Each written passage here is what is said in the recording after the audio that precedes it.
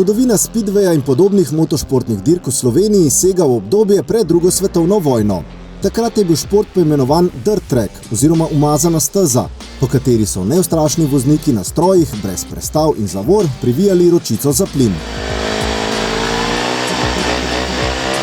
Razcvet speedwaya je sledil v 50-60 letih prejšnjega stoletja, ko so atraktivne dirke potekale v Kranju, Mariboru, Radgoni, Krškem in Ljubljani. Speedway je bil priljubljen šport med Slovenci, saj so bili vozniki zaradi svojega poguma gladiatorji na dveh kolesih. Najbolj zveneč slovenski speedwayist je bil Ludvik Starič, leteči Kranjec. Svoj pomemben del pa so prispevali Franci Novak, Štefan Kekec, Matej Milharčič, Janez Tomažič in številni drugi, ki so speedwayu dali svoje srce in dušo. Prvi državni prvak v samostojni Sloveniji je postal Gregor Pintar. Takrat je bil speedway na naših tleh bolj popularen kot danes. Speedway v Sloveniji stagnira, pa ne samo v Sloveniji, tudi vse okoliške države. Pri nas je organizatorji, v bistvu dva organizatorja sicer imamo že, ki imajo svoje steze. Ljubljanski klub je ostal brez steze. Žalosten dan za speedway v Sloveniji, sploh v Ljubljani, je bil ukinitev dirkaškega stadiona Ilirija v Zgornji Šiški. Simbolično in ironično, po skoraj do dneva natančno 57 letih, ko je 57-letni leteči Kranjec slovesno odprl novo progo za speedway v Ljubljani, se je ta zavedno poslovila od napeva. Speedway, speedway, v Ljubljani.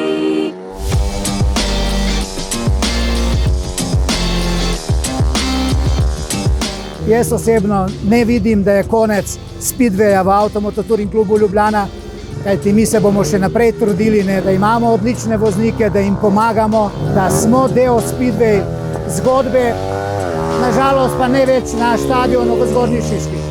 Speedway z zaprtjem Ljubljanskega ovala v Sloveniji še zdaleč ni zamrl. Najbolj strastni ljubitelji tega športa se v preostalih klubih na vse pretege trudijo ter noč in dan delajo za boljši jutri. Trenutno stanje je drugačno, a hkrati bolj dostopno kot pred 40 leti, pojasni veteran slovenskega dirkanja.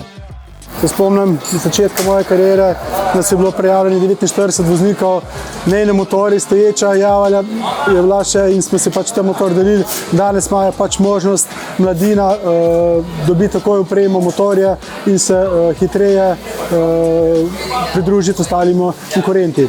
V današnji informacijski dobi je v svoje vrste veliko težje zvabiti mlade fante, ki raje sedejo za računalnik kot na motor. V Krškem, kjer je glavna baza slovenskega speedwaya, jim to uspeva z odliko in je valilnica mladih obetavnih talentov. Vidim, da v Krškem se zelo mladi razvijajo. Sven je zelo dober, Zorko je zelo dober. Tudi danes smo videli par mladih voznikov, 5 voznikov. Upam, da bojo zelo dobro delali, da bojo zelo dobro napredovali in da bomo dobili konkurenco. Prihodnost ni črna, vsekakor pa je teže, kot je bilo.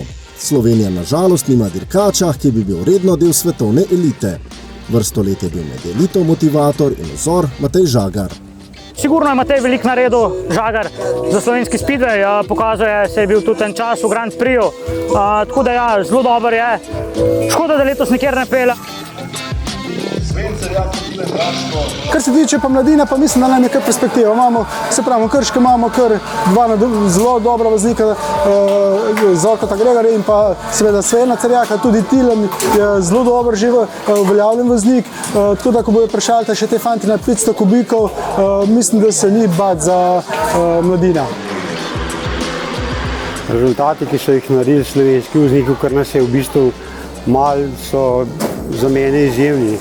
Od Mateja Farjana, Žagarja, tudi ostali vozniki so, ko smo peljali ekipne tekme, so dosegali izjemno dobre rezultate glede na število dirkačev, ki jih imamo v Sloveniji.